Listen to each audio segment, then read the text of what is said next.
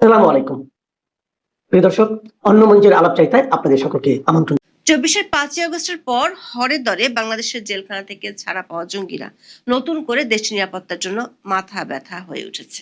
বিস্ময়কর এবং ভয়ঙ্কর তথ্য হলো, বাংলাদেশের এই জঙ্গিরা ব্যাপক বিধ্বংসী আইইডি বোমা বানাচ্ছে। সবশেষ এমন ৩টি বোমা উদ্ধার করেছে পুলিশ ও আইন শৃঙ্খলা বাহিনীর সদস্যরা। গণমাধ্যমের সবশেষ শিরোনাম হলো, এরকম ১০০টি প্রেসার কুকার বোমা জঙ্গিদের হাতে আছে বলে দাবি করছে আইন শৃঙ্খলা বাহিনী। গত ২ বছর ধরে প্রথমে ইউনূসের সরকার, তারপর বিএনপি সরকার প্রকাশ্যে দেশে জঙ্গি নেই দাবি করলেও এখন পরিস্থিতি গুরুতর আকার ধারণ করেছে। দেশের এমন পরিস্থিতির মধ্যে খোদ জাতিসংঘের এক প্রতিবেদনে আরো গুরুতর তথ্য বেরিয়ে আসছে।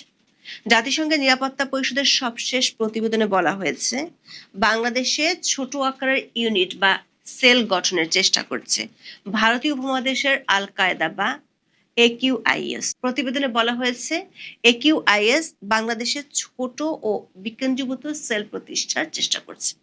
বড় আকারের সাংগঠনিক কাঠামোর পরিবর্তে সংগঠনটি এখন ছোট ছোট ইউনিটের পাশাপাশি সরবরাহ ও অর্থায়নের নেটওয়ার্ক গড়ে তোলার কৌশল নিয়েছে। ২০১৭ সালের পর এই প্রথম জাতিসংঘের নিরাপত্তা পরিষদের এই সহায়ক সংস্থাটি আবারও বাংলাদেশে আল কায়েদার কোনো শাখা বাংলাদেশে তৎপরতা চালাচ্ছে বলে সতর্ক করলো। প্রশ্ন হলো, গত ২ বছর ধরে দুটি সরকারের শীর্ষ প্রতিনিধিরা যেভাবে বলে গেছেন জঙ্গিবাদ ছিল বিগত আওয়ামী লীগ সরকারের নাটক, এমনকি জঙ্গি হিসেবে গ্রেপ্তারকৃতদের রাজনৈতিক পট পরিবর্তনের পর উল্টো পুলিশ ও সেনা কর্মকর্তাদের বিরুদ্ধে দায়ের হওয়া মামলার বাদী ও সাক্ষী করেছেন, তারা এখন জাতিসংঘের নিরাপত্তা কাউন্সিলের এই প্রতিবেদনের পর কি বলবেন? বিস্তারিত জানতে চলুন যাওয়া যাক বিশ্লেষণে। ২০১৬ সালের ৫ই মে বিবিসি বাংলা একটি প্রতিবেদনের শিরোনাম ছিল, বাংলাদেশে আইএস আল কায়দার নামে কারা। ওই প্রতিবেদনটিতে বলা হয়েছিল, বাংলাদেশে তখন একের পর এক খুনের পর দায় স্বীকার করেছিল আন্তর্জাতিক জঙ্গি সংগঠন আইএস এবং আনসার আল ইসলাম নামে আল কায়দার ভারতীয় উপমহাদেশের শাখা একিউআইএস। ২০১৫ সালে ইতালীয় নাগরিক হত্যার পর প্রথম আইএস দায়িত্ব স্বীকার করেছিল। একই বছর লেখক অভিজিৎ রায় হত্যার পর আল কায়দা এ হত্যার প্রথম দায়িত্ব নেয়। বিবিসি বাংলার হিসেবে ২০১৫ থেকে ২০১৬ সালে অন্তত ৬টি হত্যাকাণ্ডে আল কায়দা এবং ১৩টিতে আইএস দায় নিয়েছিল। তখন বাংলাদেশে ক্ষমতায় ছিল আওয়ামী লীগ সরকার। তখন র্যাবের মহাপরিচালক ছিলেন বেনজির আহমেদ, যিনি পরে আইজিপি ছিলেন এবং কিছুদিন আগে দুবাইতে গ্রেপ্তার হয়েছিলেন। বেনজির আহমেদ যখন র্যাবের মহাপরিচালক ছিলেন, তখন গ্রেপ্তার হওয়া ৪৯ জন আদালতে জঙ্গি সংশ্লিষ্টতার কথা স্বীকার করেছিল এবং এদের সবারই বিভিন্ন মেয়াদে শাস্তি হয়েছিল। কারাগারের সূত্রগুলো বলছে, প্রথমে জুলাই আন্দোলনের সময় দেশের ১৭টি কারাগার থেকে এদের বেশিরভাগ পালিয়ে যায়। বাকিরা ২৪-এর ৫ই আগস্টে রাজনৈতিক পট পরিবর্তনের পর জামিনে বের হয়ে যায়। আওয়ামী লীগ আমলে যারা জঙ্গি সংশ্লিষ্টতার জন্য গ্রেপ্তার হয়েছিল, বিভিন্ন মেয়াদে শাস্তি পেয়েছিল, ইউনূস সরকার আমলে জামিনে মুক্ত হয়ে তারা আন্তর্জাতিক অপরাধ ট্রাইব্যুনালে ওই অফিসারদের বিরুদ্ধে দায়ের হওয়া মামলাগুলোর বাদী কিংবা সাক্ষী হয়ে গেছে।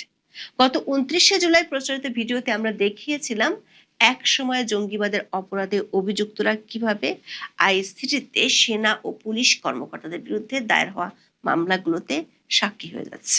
সাক্ষীদের নিরাপত্তার স্বার্থে আমরা নাম প্রকাশ না করলেও আমাদের হাতে আসা তথ্য প্রমাণের ভিত্তিতে দেখা যাচ্ছে এমন কমপক্ষে ৪ জন আইসিটিতে সাক্ষ্য দিয়েছে তাদের বিরুদ্ধে, যারা তাদেরকে এক সময় হাতে নাতে গ্রেপ্তার করেছিল। গত ১লা জুলাই দৈনিক প্রথম আলোতে প্রকাশিত প্রতিবেদনে বলা হয়, কেরানীগঞ্জের বিস্ফোরণের মামলায় গ্রেপ্তার শেখ আল আমিন ও অলিউল্লাহর অভিযোগের ভিত্তিতে আন্তর্জাতিক অপরাধ ট্রাইব্যুনালে এক পুলিশ কর্মকর্তার বিচার চলছে। বিগত ২ বছর ধরে যখনই বাংলাদেশে জঙ্গিদের উত্থান দেখা গেছে, তখন সরকারের শীর্ষ মহল থেকে বলা হয়েছে বাংলাদেশে জঙ্গিবাদের ঘটনাগুলো আওয়ামী লীগ আমলের নাটক ছিল। সবশেষ সাভার, আশুলিয়া সহ দেশের বিভিন্ন স্থানে যে একের পর এক শক্তিশালী আইইডি বোমা পাওয়া যাচ্ছে, সেগুলোর মূল হোতা হিসেবে পুলিশ শনাক্ত করেছে বোমারু মামুনকে। অথচ এই বোমারু মামুন বিগত আওয়ামী লীগ আমলে গ্রেপ্তার হয়ে ৯ বছর জেলে ছিল। তার বিরুদ্ধে আত্মঘাতী বোমা হামলার যথেষ্ট প্রমাণ থাকা সত্ত্বেও ২৪-এর ৫ই আগস্টের পর আদালত তাকে জামিন দেয়। বিস্ময়কর হলেও সত্যি, জামিন দেওয়ার সময় আদালত নিজ বয়ানে বলেছিলেন ওই সময়ের আওয়ামী লীগ সরকার জঙ্গিবাদের নামে নাটক সাজিয়েছিল ফ্যাসিস্ট বিরোধীদের বিরুদ্ধে। অথচ এখন এই বোমারু মামুন পুলিশ আর সরকারের জন্য মূর্তিমান আতঙ্ক হয়ে গেছে।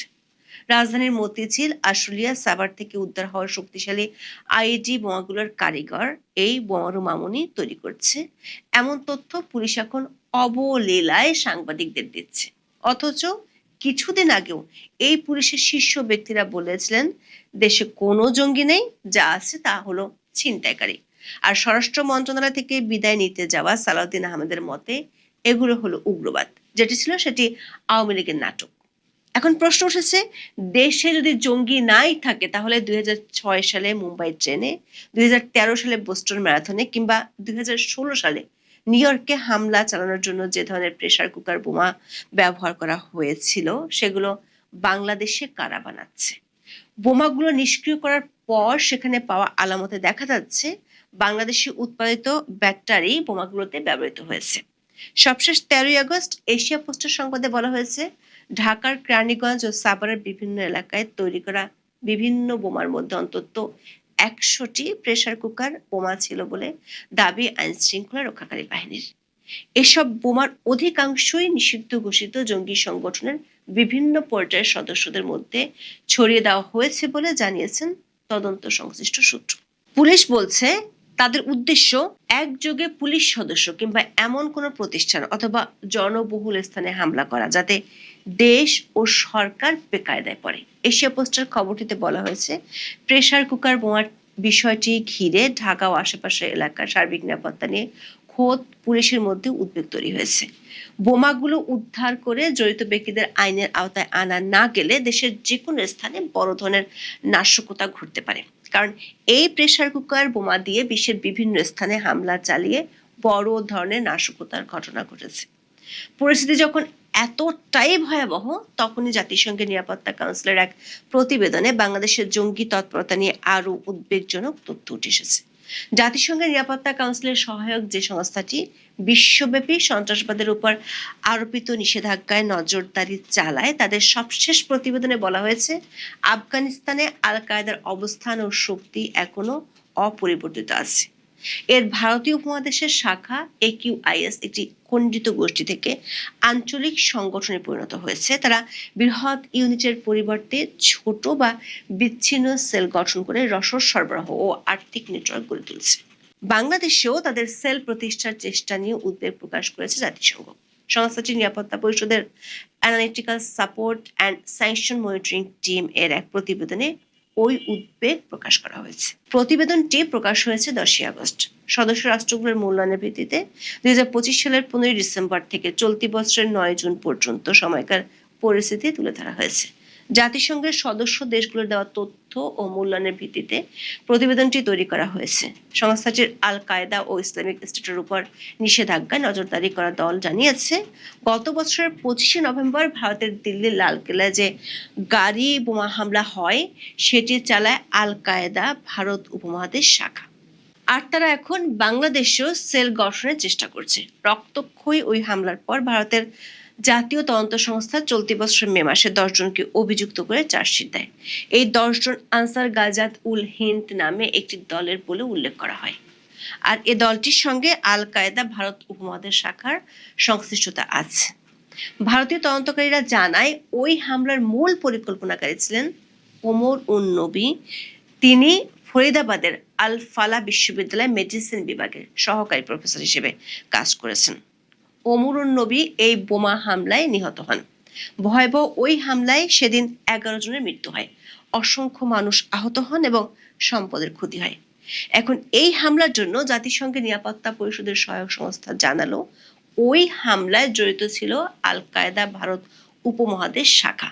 নিরাপত্তা কাউন্সিলের সহায়ক সংস্থার এই প্রতিবেদনে আরো বলা হয়েছে আল কায়েদা ভারত উপমহাদেশ একটি বিক্ষিপ্ত গ্রুপ থেকে এখন একটি আঞ্চলিক সন্ত্রাসী গোষ্ঠীতে রূপ নিচ্ছে। এর জন্য তারা বিভিন্ন জায়গায় লজিস্টিক এবং অর্থনৈতিক নেটওয়ার্ক গড়ে তুলছে। তারা বড় গ্রুপ হওয়ার বদলে বিকেন্দ্রীভূত ছোট দল ও বিক্ষিপ্ত হয়ে কাজ করছে বলেও প্রতিবেদনে উল্লেখ করা হয়। আর এই সন্ত্রাসী সংগঠনের নেতারা বর্তমানে আফগানিস্তানের রাজধানী কাবুলে রয়েছেন। তাদের আফগানিস্তানের জাতীয় পরিচয়পত্র দেওয়া হয়েছে, যা নির্দেশ করছে আল কায়দা ভারত উপমহাদেশ শাখার সঙ্গে তালেবানের সম্পর্ক রয়েছে। এছাড়া তারা পাকিস্তানের ইত্তেহাদ উল মুজাহিদিন পাকিস্তান নামে একটি সন্ত্রাসী দলের শক্তি বাড়াতে কাজ করছে, যারা গত 9 মে পাকিস্তানের খাইবার পাখতুনখাওয়ায় একটি হামলা চালিয়ে 21 জনকে হত্যা করে।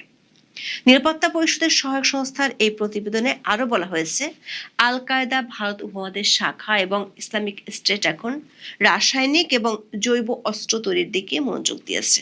এর মধ্যে ভারত এক চিকিৎসক সহ 3 জনকে গ্রেপ্তার করেছিল, যারা রিজিন নামক একটি বিষ তৈরির চেষ্টা করছিল।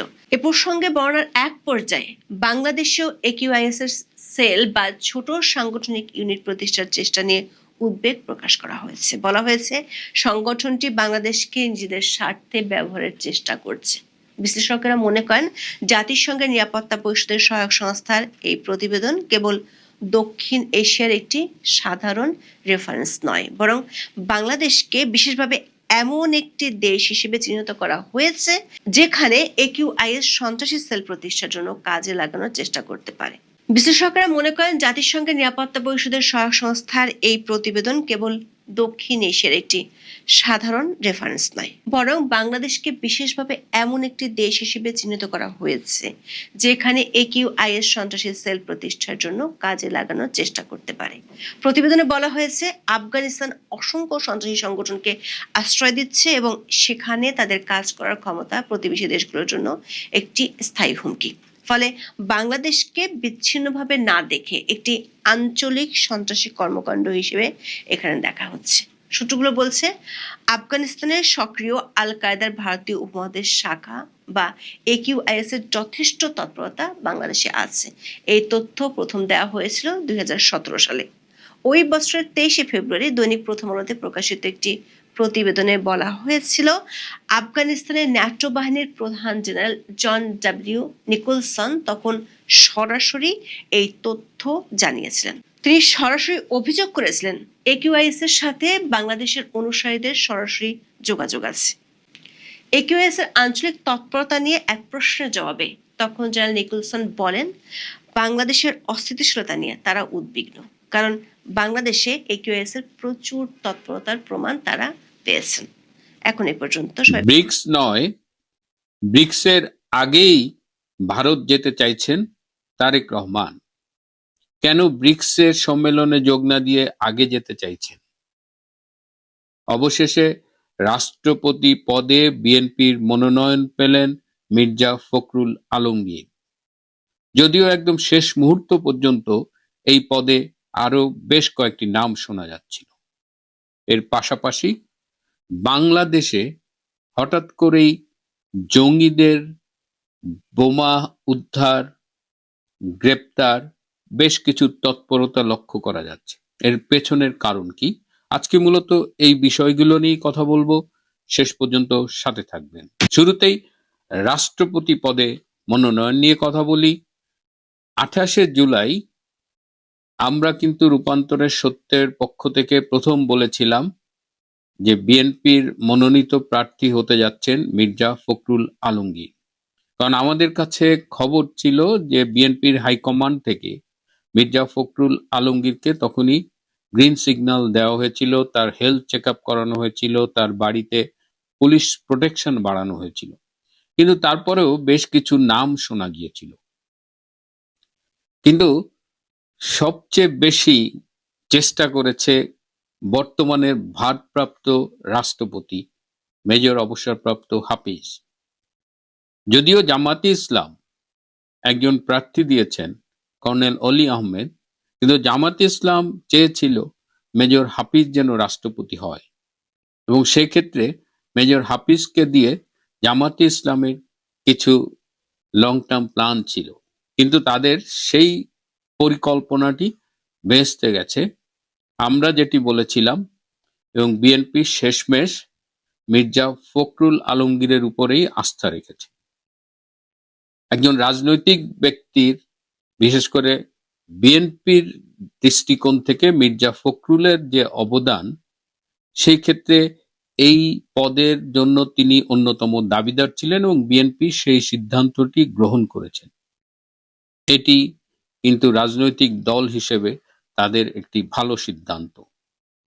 মির্জা ফখরুল রাষ্ট্রপতি হলে কেমন করবেন, কিংবা তার রাষ্ট্রপতির দায়িত্ব গ্রহণের পরে বাংলাদেশের রাজনৈতিক পরিস্থিতি কেমন হবে, কেমন থাকবে, এই বিষয়গুলো ভিন্ন কথা। কিন্তু দলের পক্ষ থেকে দলের প্রতি নিবেদিত, প্রবীণ, অভিজ্ঞ এরকম একজনকে মনোনয়ন দেওয়ার এই যে বিষয়টি, এটি অবশ্যই বিএনপির জন্য মঙ্গলজনক হয়েছে বলে আমার ধারণা। অতীতে আমরা দেখেছি কোনো রাজনৈতিক দল যখন তাদের রাজনৈতিক নেতৃত্বের বাইরে গিয়ে রাষ্ট্রপতি নির্বাচন করেছেন, সেখানেই প্রবলেম হয়েছে।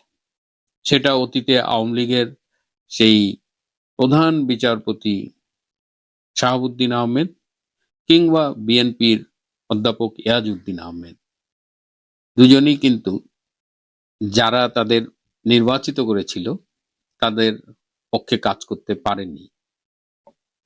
অধ্যাপক ইয়াজউদ্দিন আহমেদের পারফরমেন্স ছিল খুবই পুয়ার, ওয়ারাজ আব্দুর রহমান বিশ্বাস বলেন কিংবা জিল্লুর রহমান বলেন, তাদের পারফরমেন্সটা ছিল অন্যরকম। তো সেই দৃষ্টিতে মির্জা ফখরুল আলমগীরের মনোনয়নটা বিএনপি পন্থী কিংবা এর বাইরেও দেখলাম অনেকেই সমর্থন করছেন। এবার তারেক রহমানের ভারত সফরে যাওয়ার কথা আমরাই বলেছি, আরো অনেকেই বলেছেন যে তিনি ব্রিক্স সম্মেলনে যাচ্ছেন, কারণ ভারত এসে তাকে অনুরোধ জানিয়ে গেছে, আমন্ত্রণ জানিয়ে গেছে। সার্জিও গোর যে এসেছিলেন তিনিও কিন্তু তারেক রহমানকে বলে গেছেন ব্রিক্স সম্মেলনে ভারতে যেতে। এবং ব্রিক্স সম্মেলনে গেলে যেটা হতো যে সাইড লাইনে বিশ্বের অনেকগুলো দেশের সরকার প্রধানের সাথে তার দেখা হবার সম্ভাবনা তৈরি হতো, নরেন্দ্র মোদীর সাথে হয়তো তার কথা হতো।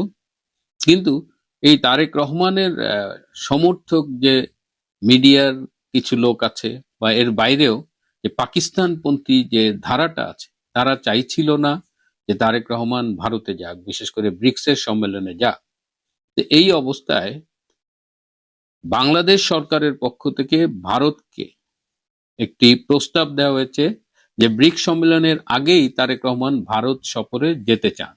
এটি একটি, যেহেতু আমি আগেই বলেছি যে নরেন্দ্র মোদীর একটা ইনভাইটেশন কিন্তু তারেক রহমানের কাছে ছিল, যেটা ভারতের পররাষ্ট্রমন্ত্রী দিয়ে গিয়েছিলেন, সেই ডক্টর জয়শঙ্করের মাধ্যমে যে নিমন্ত্রণ পত্রটি তিনি পেয়েছিলেন মোদীর পক্ষ থেকে,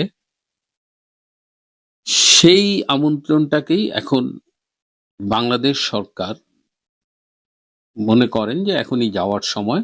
বাংলাদেশের পক্ষ থেকে 3টা ডেট দেওয়া হয়েছে, 26শে আগস্ট থেকে 28শে আগস্ট, 31শে আগস্ট থেকে 1লা সেপ্টেম্বর, অথবা 6ই সেপ্টেম্বর থেকে 8ই সেপ্টেম্বর। এর যে কোনো একটা স্লটে তারেক রহমান ভারতে সরকারি সফরে যেতে চান।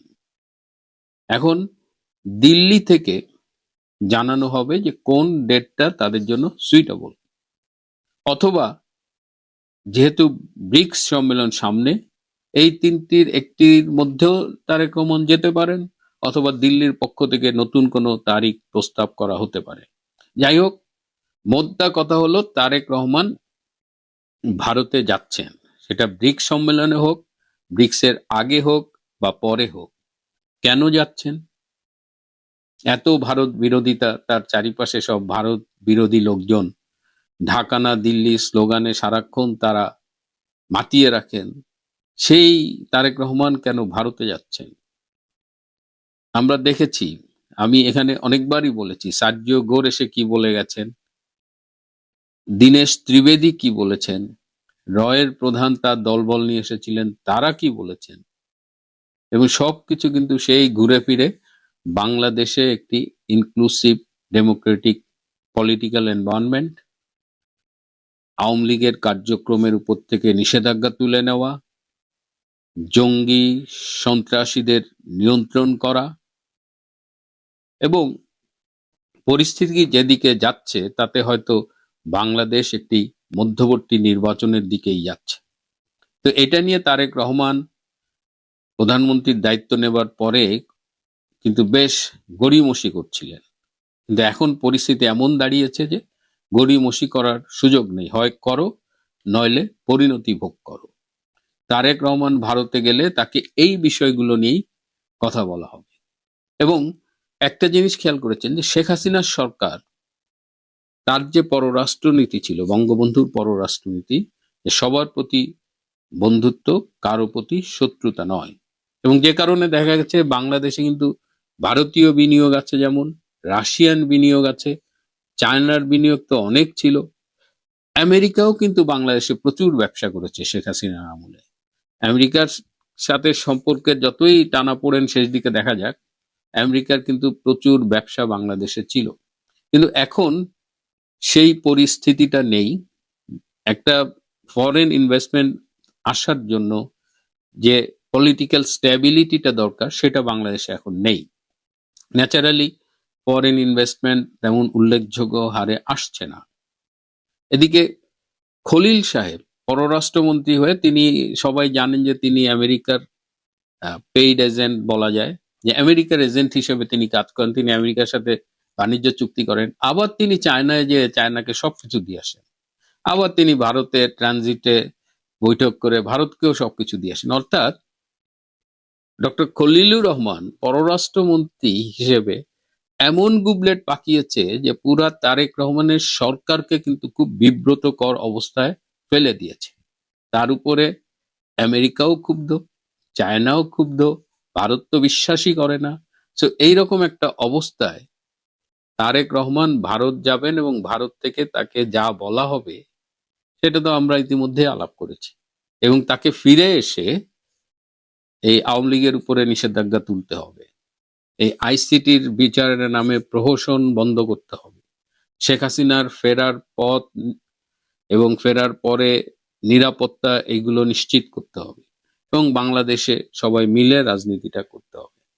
এবং এই যে এসেছিল, বলেছি 161 পৃষ্ঠার একটা রিপোর্ট দিয়ে গেছিল, কোথায় কোথায় জঙ্গিরা আস্তানা গেড়েছে এসব বলেছিল, এবং 16ই আগস্ট পর্যন্ত সময় দিয়েছিল বোধ আমেরিকা এবং ভারতের পক্ষ থেকে, যে এর মধ্যে যদি ব্যবস্থা না নেওয়া হয় তাহলে তারা ব্যবস্থা নেবে। সুতরাং আপনারা খেয়াল করেছেন যে বাংলাদেশে কিন্তু এখন কিছু সরকারি পদক্ষেপ দৃশ্যমান হয়ে উঠছে। বিভিন্ন জায়গায় জঙ্গিদের আস্তানা চিহ্নিত হচ্ছে এবং বিভিন্ন বোমা উদ্ধার হচ্ছে, এই যে প্রেসার কুকার বোমা, পাইপ বোমা, আরো নানা রকমের বোমা। ইনুস তো জঙ্গিদের ছেড়ে দিয়েছিল জেল থেকে। এই যে জেএমবির মামুন, বিশিষ্ট জঙ্গি বোমাবাজ, এই মামুন কিন্তু এখন মুক্ত, সে এইসব বোমা টোমা বানানোর অন্যতম কারিগর। তো এখন হঠাৎ খেয়াল করেছেন যে এরা গ্রেপ্তার হচ্ছে, এবং একজনকে গ্রেপ্তার করেছে বাংলাদেশ সরকার স্বীকার করেছে, আরো 7 জন সন্দেহভাজন জঙ্গি সন্ত্রাসী তাদের গ্রেপ্তার করা হয়েছে, কিন্তু মিডিয়ায় আসেনি, বাংলাদেশ সরকারের কেউ বলেনি। এই 7 জনকে বিশেষ বিমান পাঠিয়ে ভারত তাদের দেশে নিয়ে গেছে। অর্থাৎ এই 7 জন সন্দেহভাজন জঙ্গিকে বিশেষ বিমানে ভারতে নিয়ে যাওয়া হয়েছে। ভারতই তাদের জিজ্ঞাসাবাদ করবে বা যা করার করবে। তাহলে এখন আমরা অপেক্ষা করি যে তারেক রহমান ভারতে যাচ্ছেন এবং ভারত থেকে কি বার্তা তিনি নিয়ে আসবেন। প্রিয় বন্ধুরা, আজ এ পর্যন্তই।